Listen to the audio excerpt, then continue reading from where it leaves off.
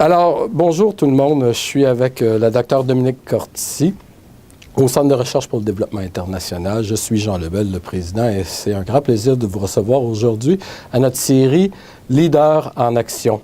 Dans cette série-là, on essaie d'amener chez vous des gens qui font une différence dans le monde de la recherche pour le développement. Et aujourd'hui, c'est non seulement un privilège, mais un réel honneur d'avoir Dominique Corti avec nous. Dominique, bonjour. Bonjour. Et Dominique, pour certains d'entre vous, est connu, pour d'autres un peu moins. Laissez-moi vous donner quelques détails sur sa vie, un petit peu d'éléments biographiques. Dominique est présentement la présidente de la Fondation Teasdale Corti en Italie. Elle est membre du conseil d'administration de la Fondation canadienne qui est PRE. Elle est également une médecin qui pratique depuis de nombreuses années dans un hôpital unique et fantastique en Afrique, en Ouganda, qui s'appelle l'hôpital de Lakar, St. Mary's Hospital. Et cet hôpital-là a la particularité d'avoir été créé par ses parents il y a déjà plus de 40 ans, 50 ans en fait. 1961. 1961. Ses parents étant Lucille Teasdale, une Montréalaise canadienne, qui était médecin et qui a œuvré en Afrique toute sa vie avec son époux, Piero Corti, d'origine italienne. Ils s'étaient rencontrés à Montréal durant leurs études et qui ont développé un petit dispensaire dans le nord de l'Ouganda qui est devenu un grand hôpital qui traite maintenant plus de 250 000 personnes par année. Et aujourd'hui, on va parler un peu de ça, on va parler un peu de la carrière de Dominique et on regardera aussi quels sont quelques-uns des défis qu'on rencontre en Afrique et où la recherche peut faire une différence pour améliorer la vie des gens là-bas, mais aussi dans d'autres endroits, puisque ce qui est appris là-bas peut aussi servir à nombreux autres endroits dans le monde. Alors, Dominique, bienvenue encore. Merci de m'avoir invité. Bien, ça me fait un grand plaisir. On se connaît depuis quelque temps, puis on a toujours du plaisir à être ensemble. Dis-moi, on parlait plutôt, tes parents étaient de réels aventuriers. Parce que quitter Montréal dans les années 40, 50, avec ton papa, fonder un hôpital en fin fond de l'Afrique, dans des situations difficiles où il y a des déficits sanitaires, où est-ce qu'il y a de la guerre, où est-ce qu'il y a aussi des gens. Et là, il y a une petite fille qui est élevée.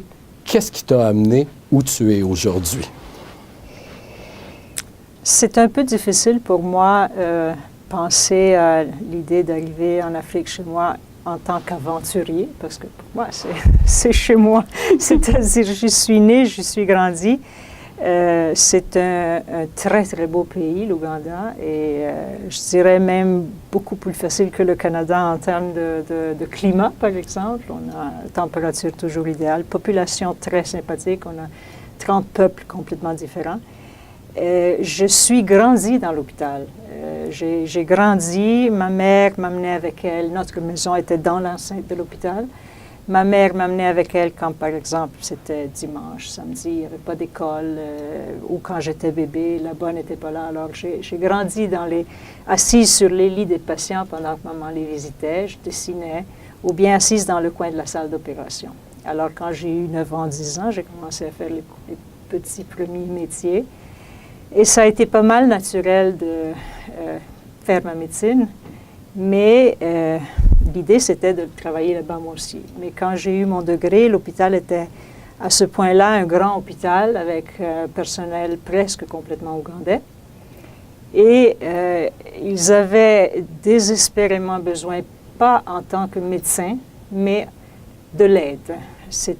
On était à l'époque au milieu d'une guerre qui paraissait sans possibilité de fin.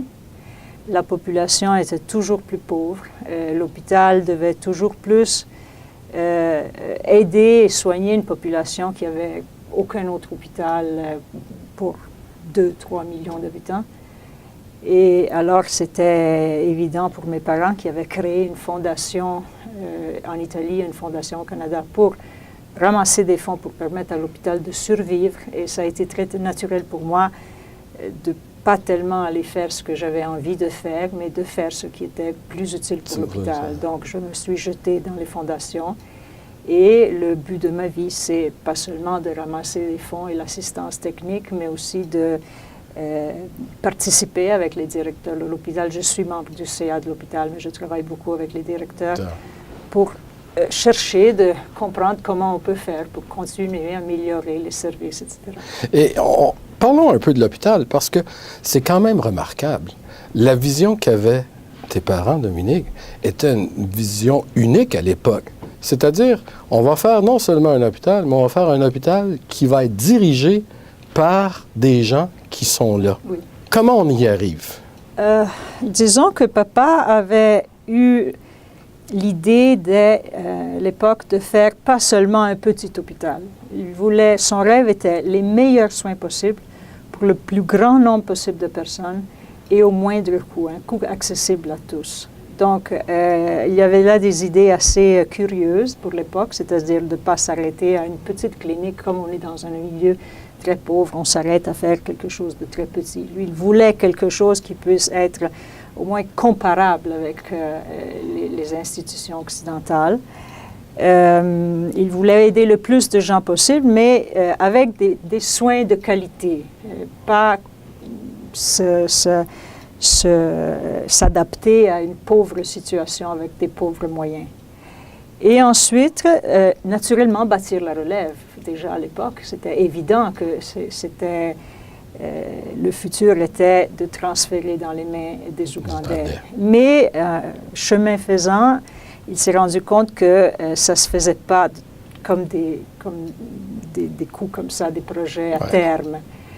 L'idée, c'était de marcher ensemble pendant longtemps pour se connaître et pouvoir bien travailler ensemble. Et à cette époque-là, bon, tout se met en place. Et là, le CRDI, nous, ici, il y a des gens qui viennent au fait qu'il y a un couple, Teasdale-Corty, qui fait un travail remarquable, qui est reconnu internationalement. Bon, ça donne lieu à des téléfilms avec Marina Orsini.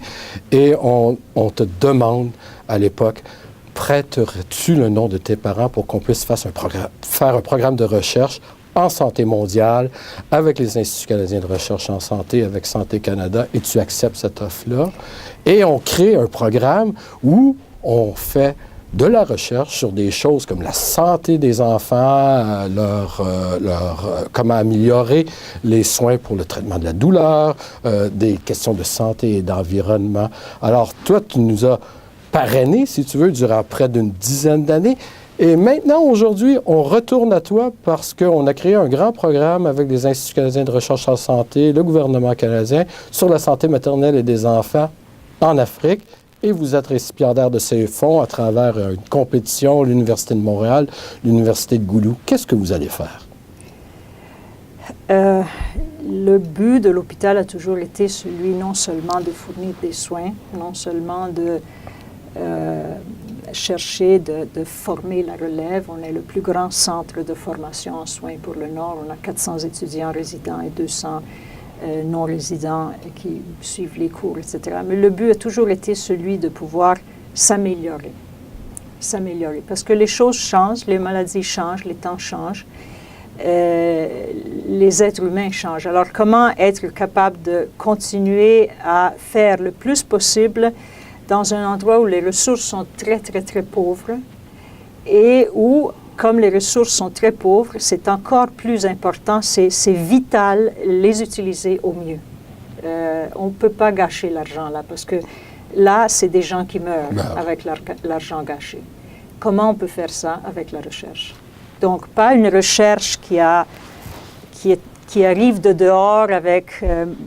je dis comme on dit là-bas, avec les Blancs qui arrivent avec leurs idées, il faut chercher de faire quelque chose que peut-être c'est pas tellement utile là-bas, mais vraiment d'aider les personnes qui sont sur le terrain, d'arriver mieux à comprendre quels sont les besoins, quelles sont les maladies, quelles sont les meilleures façons dont on peut faire face, et utiliser le mieux possible les ressources. C'est seulement la recherche qui peut faire ça.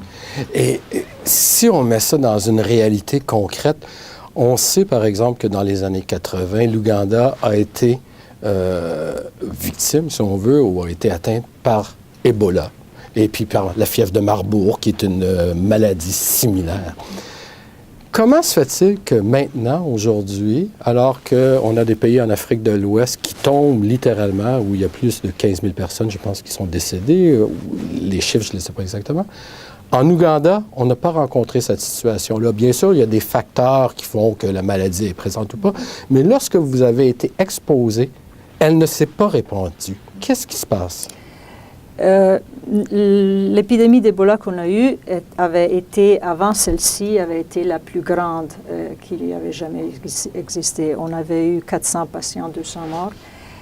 On était à l'époque, dans l'an 2000, au milieu de la guerre, avec des grands camps de réfugiés de 50, 40, 60 000 personnes autour de nous. Et c'est une maladie, au début, ça ne donne pas les choses qu'on entend après, ces hémorragies, ces choses comme ça. On a une personne qui a une dizaine de jours de maladie fébrile, puis il décède ou il survit, mais là-bas, les symptômes sont un peu comme beaucoup de maladies, comme la malaria cérébrale, la méningite. C'est très difficile de différencier. On n'a pas les examens, les moyens, les diagnostics et toutes ces choses-là. Ensuite, à l'époque, on avait tellement peur de cette maladie-là qu'on abandonnait, dans les cas avant de notre expérience, on abandonnait les patients dans les départements et le personnel de santé refusait d'aller s'en occuper parce que c'était trop dangereux. On pensait qu'il n'y avait aucun moyen de les aider. Et avec nous, la différence a été notre directeur en soins, un jeune médecin ougandais, un homme extraordinaire. Il avait fait partie du premier groupe de jeunes internes ougandais à venir faire l'internat quand on a été reconnu comme centre pour internat. C'était évident déjà alors qu'il était vraiment un homme et un médecin brillant. Et lui avait dit non, c'est à nous, les personnels de santé, de s'occuper des malades. D'abord parce qu'il faut protéger la population. On ne peut pas penser d'envoyer les parents soigner leurs parents parce qu'ils ne savent pas comment se protéger. Ensuite, parce que peut-être on peut comprendre qu'il y a quelque chose qu'on peut faire. Et alors, ils ont commencé à faire l'assistance avec, ils mettaient ils prenaient les artères, etc. C'était très dangereux. Et il a obtenu l'aide d'une centaine du personnel de l'hôpital pour se offrir en termes de bénévoles pour aller risquer leur vie jour après jour, mois après mois, dans ce département où il y avait à l'époque même 40, 50 personnes malades d'Ebola dans le même temps. Et on a payé très cher, on a payé avec la vie de 10 de nos employés et lui-même. Mais on a mis en place un système de contrôler. Dans ces endroits-là, il faut aider ces pays à faire un minimum de système de santé qui puisse être capable de s'apercevoir qu'il y a des circonstances un peu différentes que d'habitude et alors sauter dessus les premiers cas pour pouvoir envoyer les examens là où on peut faire les tests et pouvoir avoir un résultat et sauter par-dessus toute la famille. Et c'est là que toute la question de la recherche peut informer le design, le comment faire dans les institutions de santé, dans les systèmes de santé pour prévenir l'éclosion ou la propagation de ces maladies-là. Les problèmes éternels de la recherche et du développement. Il s'agit de mettre de l'argent pour pouvoir empêcher le pire après. Le pire après. Le problème, c'est qu'on a tendance toujours à ne pas voir l'épidémie, mettons, jusqu'à quand elle n'est pas là. Alors, on ne veut pas dépenser de l'argent pour prévenir. Le développement, c'est la même chose. Il faudrait toujours chercher de penser, oui, il y a des grosses catastrophes qui arrivent, mais à chaque catastrophe, il faudrait penser de ne pas mettre tout l'argent en urgence sur la catastrophe. Divisons-le en deux. Divisons-le en deux. Une moitié, on va le mettre sur la catastrophe et l'autre, on va l'investir en développement et en recherche. Écoute, Dominique, on a parlé de connaissances, on a parlé de nouvelles choses, d'innovation, on a parlé de solutions. Le travail de l'hôpital, le travail de la Fondation est important et critique parce que ça amène des ressources pour améliorer la condition des gens dans le monde.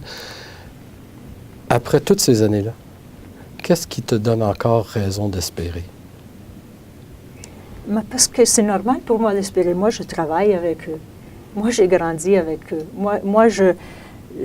C'est un hôpital où j'ai grandi. Il y a du monde qui travaille dans cet hôpital que je connais depuis 30 ans, 40 ans, 50 ans.